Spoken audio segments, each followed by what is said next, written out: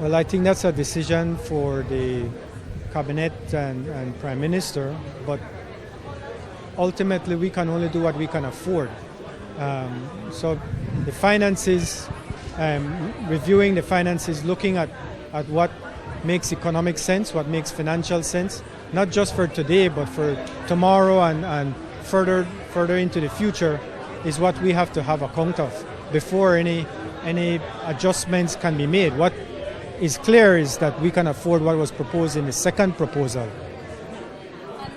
Was that, as the teachers read it, that it was including the 4% linked to the pension changes and so pension reform? I think the pension reform propositions, that's been on the table, that's been ongoing, a part of the ongoing discussions between the government and the joint unions for a couple of years now. There's been quite a bit of analysis.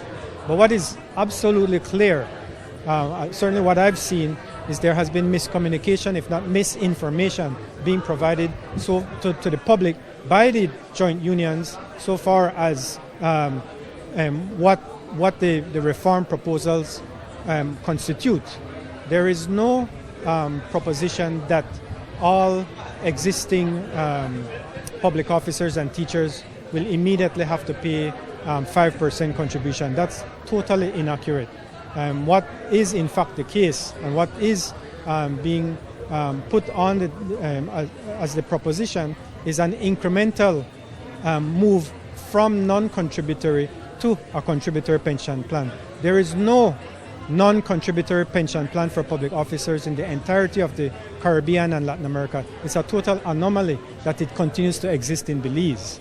But at the same time, I think the government recognizes that it has to be a process. There has to be a process, both in relation to contribution rate, in relation to retirement age, and in relation to the replacement rate.